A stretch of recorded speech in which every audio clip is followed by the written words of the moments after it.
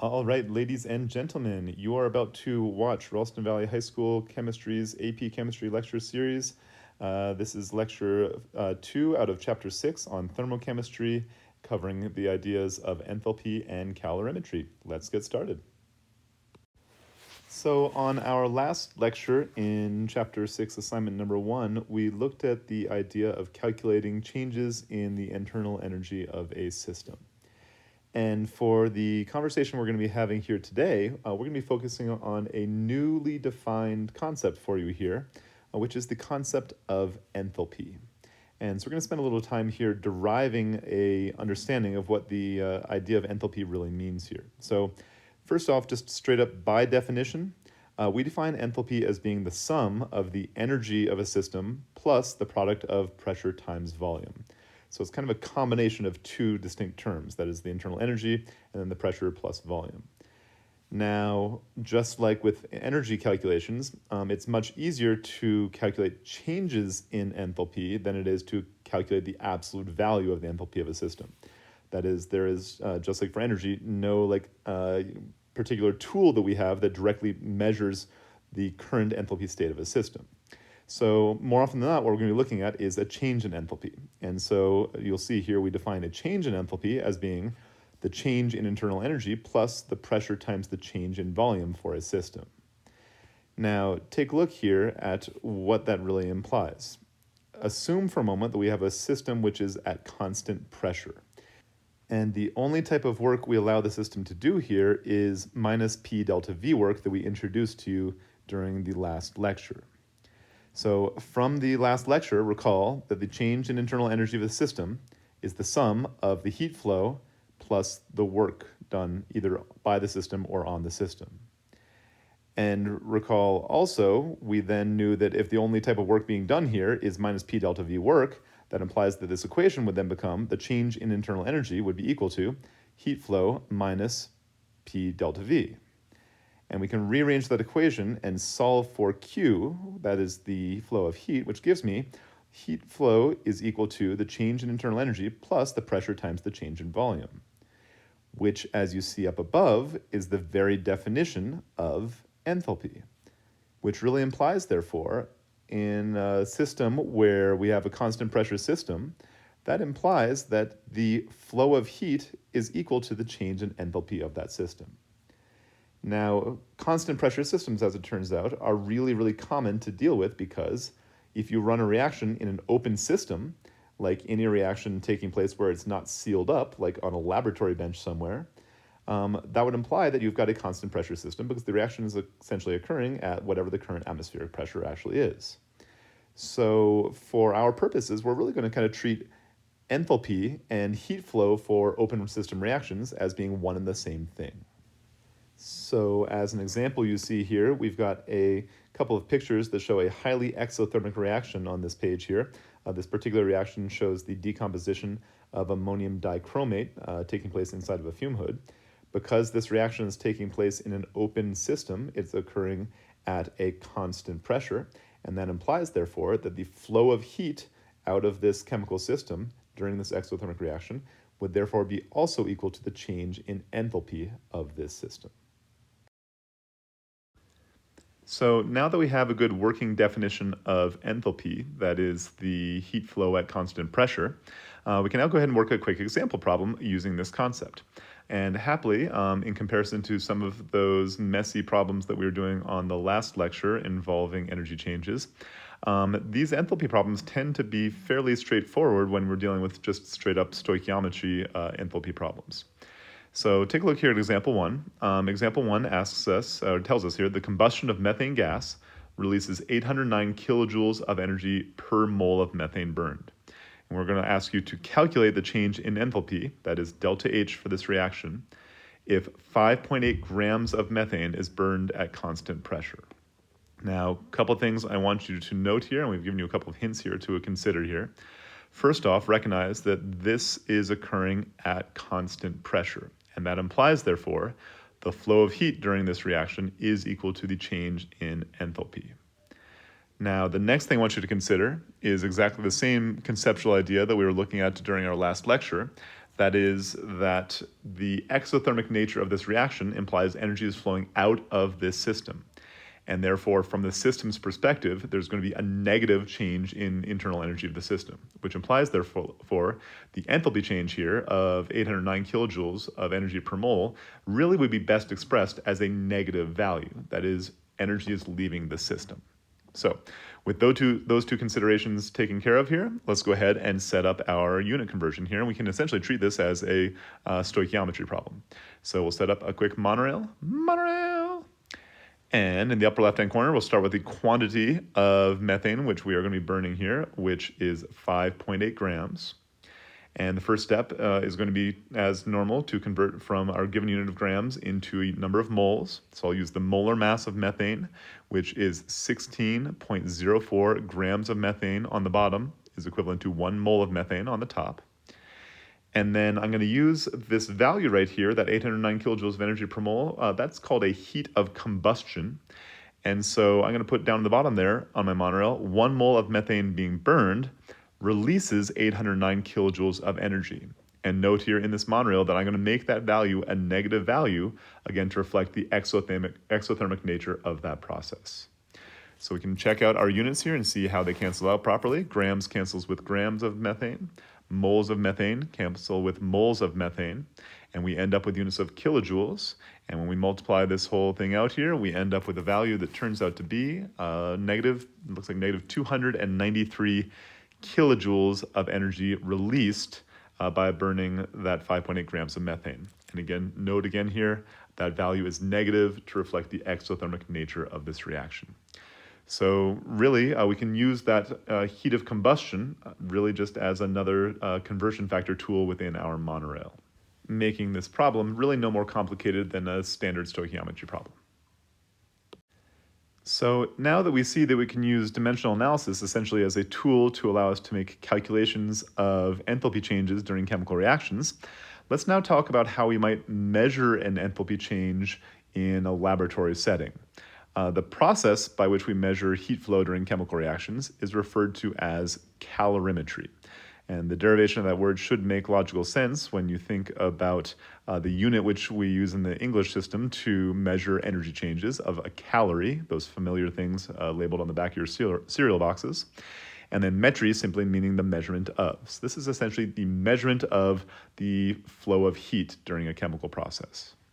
The device which we use to measure heat flow is kind of tricky. You might initially think that it's a thermometer, but be careful here because remember, a thermometer does not measure heat flow, it measures temperature. And remember, heat and temperature are two different concepts.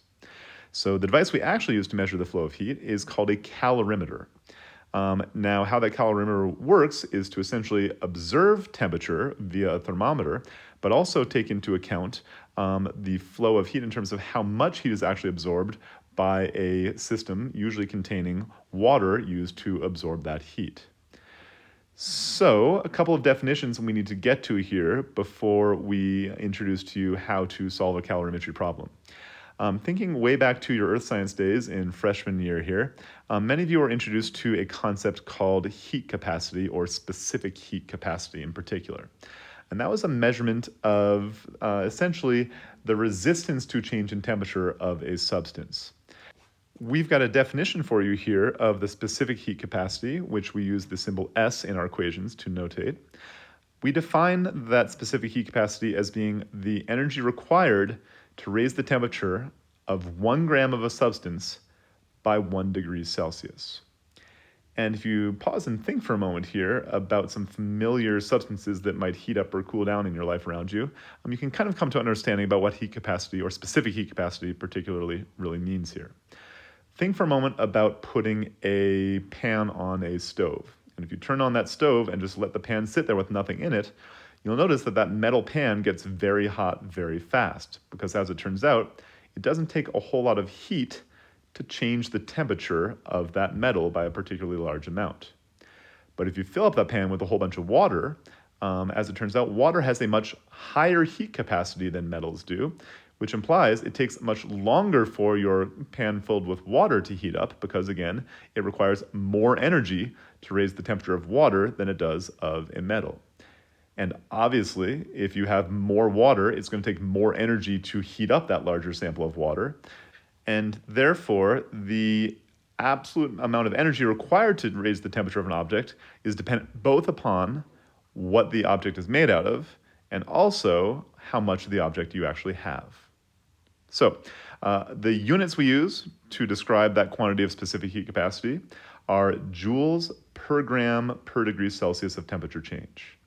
So, for example, for water, it requires 4.184 joules of energy per gram of water per degree Celsius of temperature change to heat up that water sample.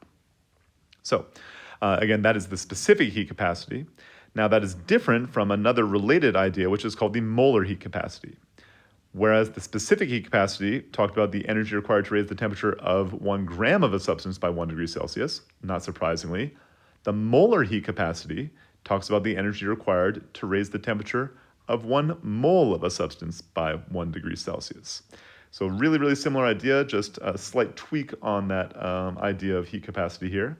And generally, when we're talking about molar heat capacities, you'll most commonly see these things expressed in units of kilojoules of energy per mole of the substance per degree Celsius of temperature change. So then again, that would be a kilojoule per mole degree Celsius for our unit there. Now, to make things extra confusing, we've got a third related quantity here that we could talk about, which is neither the specific heat capacity nor the molar heat capacity. This one is just straight up called the heat capacity of the object, and we use the symbol C in our equations to notate heat capacity. Specific heat capacity and molar heat capacity both deal with the amount of energy required to raise the temperature of some amount of a particular substance by a certain amount of temperature change. Heat capacity doesn't deal with the specific substance, it instead deals with a specific object. So the best way I think to think about the heat capacity is as simply the ratio of the amount of energy absorbed per degree Celsius of temperature change for an object. And again, we're not really talking about specifically like a specific substance now. Like it could be an object which is made up of multiple substances stuck together. Like it could have, let's say, a material that's made up of some amount of plastic and some amount of metal and then has some water content in it as well. You could measure the amount of energy required to heat up that particular object by 1 degree Celsius, and that would be a reflection of the heat capacity of the object. So specific heat capacity and molar heat capacity both deal with specific substances based upon their identities, whereas heat capacity is an object-dependent quality. And as such, it's measured in units of kilojoules per degree Celsius of temperature change of the object. So with those 3 definitions now, let's see how we can use them in some calculations here to measure heat flow during chemical reactions. So the type of problem we're going to deal with here, first in terms of measuring heat flow from chemical reactions, is first going to be what we call a constant pressure calorimetry problem. So considering for a moment here the idea of specific heat capacity again, specific heat is defined as the amount of energy required to change the temperature of 1 gram of a substance by 1 degree Celsius. And again, using water as our example here, recall that I said that water's specific heat is 4.184 joules of energy per gram of water per degree Celsius of temperature change. Now, logically speaking, if you wanted to heat up not 1 gram of water, but 2 grams of water, it would require twice as much energy to increase the temperature of that water, which implies, therefore, heat flow really should be directly proportional to the mass of the object being heated, or the mass of the substance being heated. And likewise, if it takes 4.184 joules of energy to heat up 1 gram of water by 1 degree Celsius, if you wanted to heat up that water by 2 degrees Celsius instead, it would probably take twice as much energy, which again really implies to us that heat flow is also directly proportional to the change in temperature of the substance. And taking those ideas and combining them together, we come up with the equation here for the constant pressure calorimetry calculation, which is heat flow Q is equal to ms delta T, where m is the mass of the substance being heated, s is the specific heat capacity of that substance, and delta T is the change in temperature of that substance. So an equation that seems fairly logical given our daily experiences. So with that equation now defined, let's see how we can use that equation to calculate a temperature change for an object. And have a look here at example number 2. We're going to ask you here to calculate the change in temperature if we take 900 joules of energy and supply that to 50 grams of silver metal. And I'm going to give you here a value of the specific heat capacity of silver to be 0.24 joules of energy per gram of silver per degree Celsius of temperature change. Now, first, before we do any math whatsoever, take a look at that value of that specific heat capacity. Recall we told you earlier that water's specific heat was 4.184 joules of energy per gram of water per degree Celsius of temperature change. Silver's seems to be much, much, much lower. That is, it requires much less energy to change the temperature of silver for the same amount of silver and the same amount of temperature change than it would of water, which again should make logical sense when we think about how fast metals heat up and cool down compared to things that are made out of water. For that reason, we might even think a little bit about biological living systems. It would actually seem to make a lot of sense from an evolutionary perspective that living systems tend to have evolved to have very, very high water content to help protect them against large and fast changes in their internal temperature.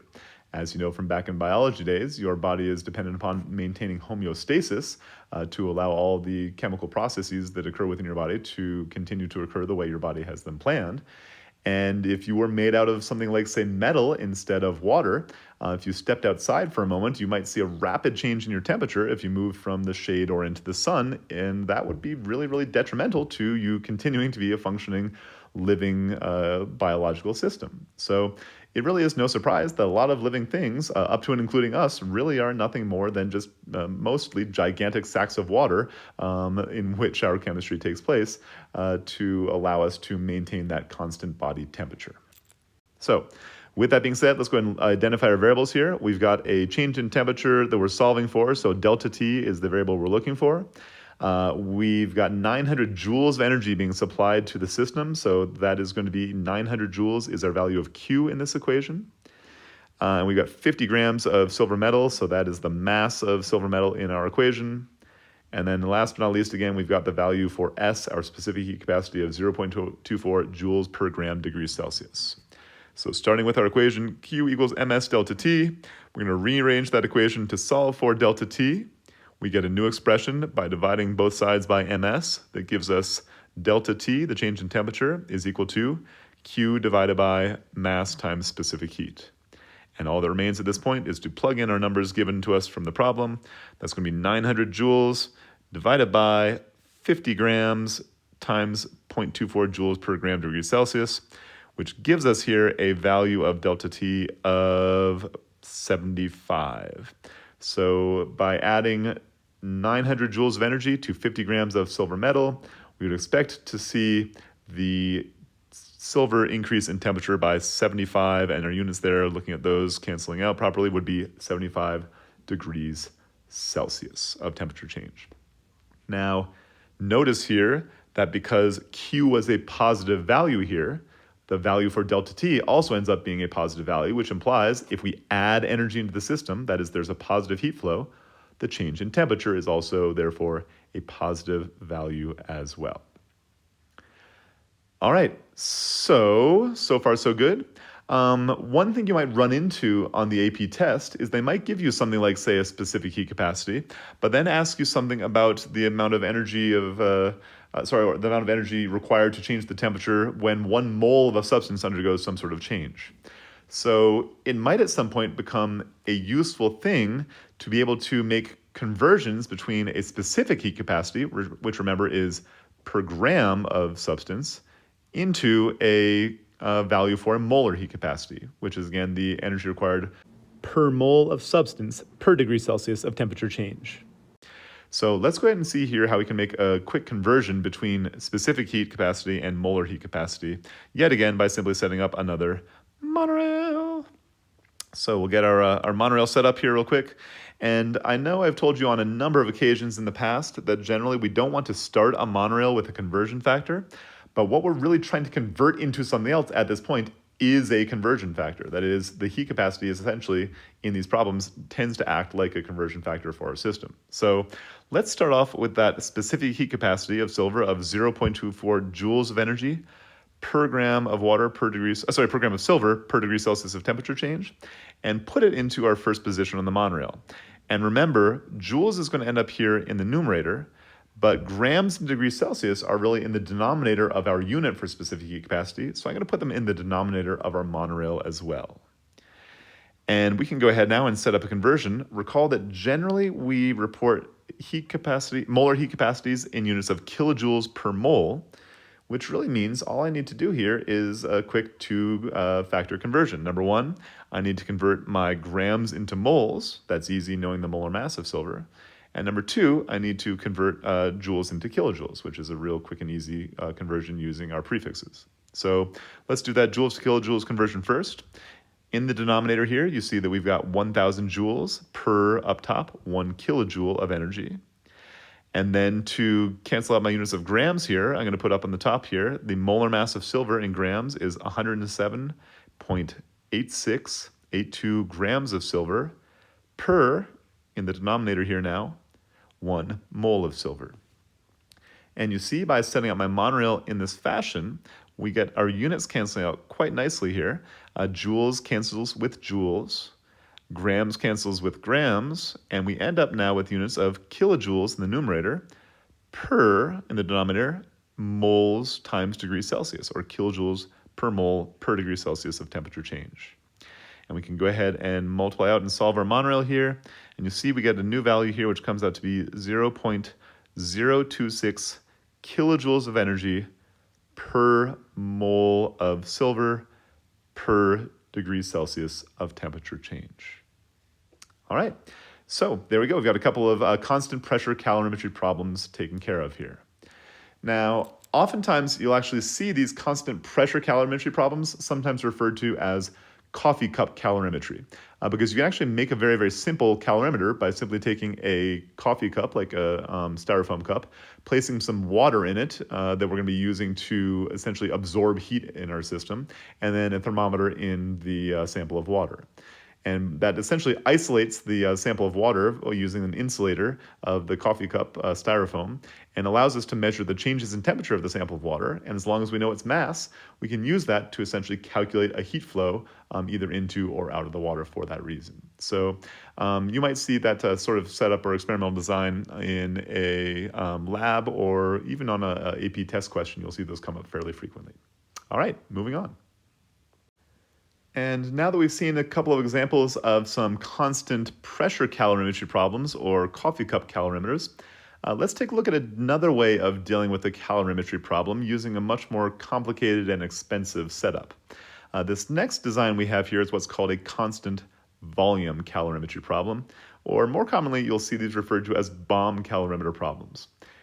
So what we're really talking about here is a sealed system. And as you recall from back in gas laws days, if you have a sealed rigid container that experiences a change in temperature, by the Gay-Lussac law, that will also lead to an increase in pressure of the system. And that's kind of where we get this idea of a bomb calorimeter problem, because if you had a poorly designed system in which you put an object inside of it and then heat it up to very, very high temperatures, you could potentially see that thing explode just like a bomb would. So these devices that we use to measure heat flow in calorimetry problems when we want to maintain a constant volume with a rigid container need to be a very, very sturdy construction. And so you'll see over here this drawing here of a bomb calorimeter, a kind of a simplified drawing of this bomb calorimeter. And it's essentially made up of a steel canister. And that steel canister has within it a sealed container that is an insulator, and we've got water sample inside of it there. And then within that water sample, we will put down a smaller container there, which is referred to as the bomb. And within that smaller container, we are going to put a sample of our substance, which is essentially going to be burned in a chemical reaction here. We'll then supply an oxygen environment around the outside of that sample because, again, recall, combustion reactions require oxygen. And the key idea behind how this whole thing is going to work is as follows. We use some ignition wires to electronically ignite the substance, which we're going to be burning. It burns in the presence of that excess oxygen. And as it burns, heat flows out of the bomb into the large sample of water that the bomb is resting in. And within that sample of water, we then have, number one, a motorized stirrer to mix up that water to keep it at a homogeneous temperature throughout. And then a thermometer inserted inside there as well to measure the change in temperature. So essentially, if we know the heat capacity, and note here very carefully that I'm talking about the heat capacity of the object, not the specific heat of water, but the heat capacity of the calorimeter as a whole. If we know the heat capacity of the calorimeter, and we measure the change in temperature recorded by that thermometer, we can use that then to determine the heat flow from the substance as it is burned. And as it turns out, this is the process by which we measure things like calorie contents of foods. If you want to know how much calories, how much energy is really stored within your hamburger, you could desiccate or dry out that hamburger, grind it up into a fine dust to help it combust more effectively, and then place it inside of that sealed bomb and literally burn it. So the process of cellular respiration that goes on inside your body, when you talk about burning calories, you're actually literally kind of doing that. And we're just replicating this process now within the bomb calorimeter to determine the energy content of your food. So that's kind of the conceptual idea about how a bomb calorimeter is going to work here. And take a look here now about some derivation of some equations. So recall from our previous slide here that the change in internal energy of a system is equal to the heat flow plus the work done, which would be, for a system where pressure volume work is being done, Q minus P delta V. Now, if the system is in a rigid and sealed container, that would imply to us, therefore, that the change in volume of that container must be zero because it can't expand or contract. And thus, that previous equation really comes down to now the change in internal energy of the system would be simply equal to the flow of heat, as we've got no work being done. And that idea now is going to allow us here to essentially, if we isolate the system from the surroundings, to make use of a fairly straightforward calculation based around the idea of conservation of energy. Assuming that we treat the bomb calorimeter as an isolated system, because again, it's a highly insulated container, whatever heat flows out of the bomb as that exothermic reaction occurs, as the substance is burned, must be absorbed by the water in the calorimeter. Or another way of stating that is, the sum of the heat flow out of the reaction plus the heat absorbed by the water plus the heat absorbed by the calorimeter must be equal to zero. That is, within that closed system, the energy must be conserved. So we could then rearrange that equation essentially to solve for the heat flow of the reaction. The heat flow of the reaction must therefore be equal to, but opposite in sign of, the amount of heat absorbed by the water and calorimeter, which kind of again makes logical sense. Whatever heat goes out of the system must be absorbed by the surroundings. And therefore, if we simply measure the amount of energy absorbed by the water and the calorimeter, we could therefore determine the heat of the reaction as it was burned inside of that container. So that's essentially the logic behind how a constant volume or a bomb calorimetry problem works. Let's try one as an example on our next slide. All right, for our last problem in this particular lecture here, we're going to take a look at how to do a constant volume calorimetry or a bomb calorimetry problem. This problem's another one of those ones that kind of has a lot of moving pieces to kind of keep track of here, but conceptually it's a little bit friendlier, I think, than some you've seen in the past. What we're going to see here is that we're going to give you the enthalpy of combustion of benzoic acid, and we have accurately determined that value to be 3,226.7 kilojoules per mole of benzoic acid burned. Now, suppose we burn now 1.982 grams of benzoic acid, and we observe that the temperature of our calorimeter rises from 24.9 degrees Celsius to 29.3 degrees Celsius. And we're going to ask you to determine here, what is the heat capacity of our calorimeter? essentially what we're doing here is calibrating the calorimeter so we can use it for future calculations. And we give you a couple of additional pieces of information here.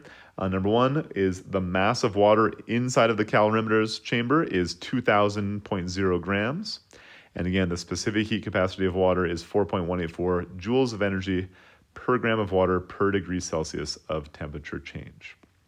So, with that being said, as always, it's useful for us just to start by going ahead and labeling our variables. So to begin with here, first thing we've got a heat of combustion of our benzoic acid. And that was, again, 3,226.7 kilojoules per mole. So we'll label that as delta H sub C for heat of combustion.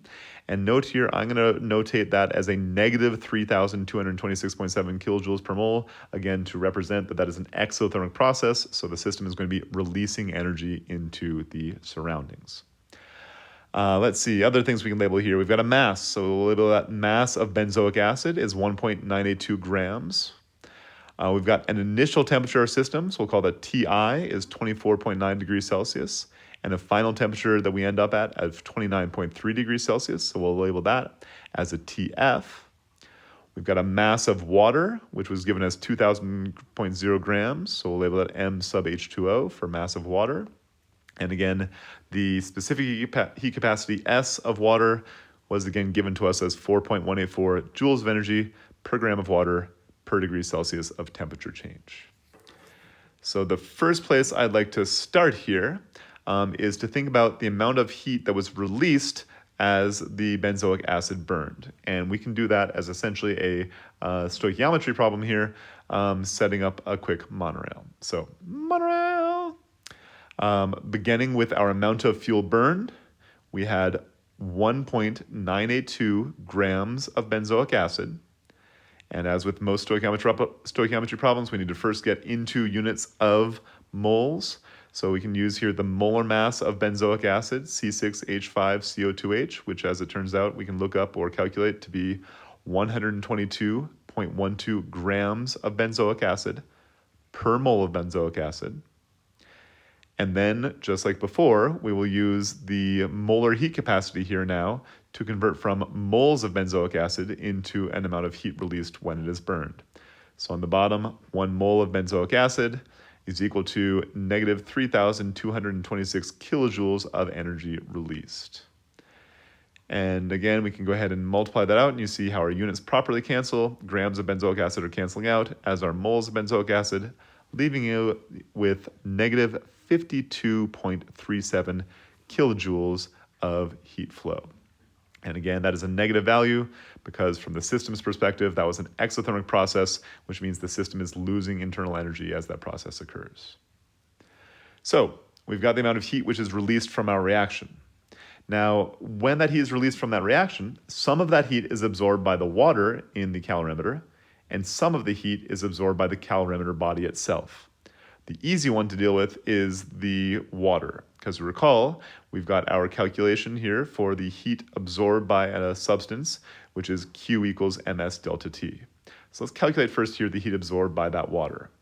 So Q for the water would be equal to the mass of water of 2,000.0 grams times water's specific heat capacity of 4.184 joules of energy per gram of water per degree Celsius of temperature change. And then we'll multiply that by the change in temperature experienced by the water, which would again be 4.4 degrees Celsius that we calculated by essentially taking the initial temperature of, final temperature of 29.3 minus the initial temperature of 24.9 degrees Celsius. So again, that is a positive change in temperature that we see there because again, the water is absorbing energy and heating up. And when we multiply that out here, you'll notice here that units of grams cancel out and units of degrees Celsius cancel out. So we end up with units of joules. And I get a value here of 36,819.2 joules of energy. Now, because my previous calculation here was in units of kilojoules, we might as well keep things tidy with our units here. I'm going to go ahead and just divide that value by a factor of 1,000 to express it in kilojoules. So we get essentially 36.82 kilojoules of heat energy absorbed by the water in our calorimeter. And at this point, we now know the amount of energy released by the reaction, We know the amount of energy that was absorbed by the water. The only thing we don't know is the amount of energy which was therefore absorbed by the calorimeter. And recall, because this is a essentially isolated system that is insulated very, very well by styrofoam around the outside of the calorimeter, the sum of the heat released by the reaction plus the heat absorbed by the water plus the heat absorbed by the calorimeter must equal 0. That is, within a closed system, energy is conserved. And therefore, I can rearrange that equation and express it as the heat absorbed by the calorimeter would therefore be equal to minus the sum of the heat released by the reaction plus the heat absorbed by the water. And because I know both the heat released by the reaction and the heat absorbed by the water, I can therefore figure out how much of that heat was absorbed by the calorimeter itself. So plugging in my numbers, I've got minus parentheses a negative 52.37 kilojoules. Again, that was the exothermic part of the system here, where the reaction was releasing that energy, as we calculated earlier, plus a positive 36.82 kilojoules. And again, that value is positive because that value is the heat absorbed by the water. And so we end up here calculating that value out to be now the heat absorbed by the calorimeter comes out as, that's 15.55 kilojoules of energy absorbed by the calorimeter. And I'm almost there at this point now. I haven't been asked for the heat absorbed by the calorimeter, but instead for the actual heat capacity of the calorimeter. Recall, by definition, heat capacity was the amount of energy per degree Celsius temperature change of that object. So all I need to do now to find C, the heat capacity for that calorimeter, is to take the 15.55 kilojoules of energy that it absorbed and divide it by the 4.4 degrees Celsius change in temperature that it experienced. And when I make that division here, it looks like two significant figures for my temperature change. We end up with a value of C, the heat capacity of the calorimeter, of 3.5 kilojoules of energy per degree Celsius of temperature change of that object, the calorimeter itself. So now that we know the heat capacity of the calorimeter, we could then use it in order to measure the heat released by other combustion reactions within the bomb itself. So essentially what we've just done right there is calibrated our calorimeter. All right. So as you can see, just like in the last lecture involving thermochemistry, paying very, very careful attention to both units and to signs on the variables that we're dealing with here, positive or negative, correlating to endo or exothermic processes, is of the utmost importance. And I will tell you, for a lot of you, the number one thing you have to watch out for on these problems is knowing when the sign is positive versus when the sign is negative. So make sure to pay extra close attention to that. And that's pretty much that for calorimetry. Thanks for listening, and we'll talk to you all next time.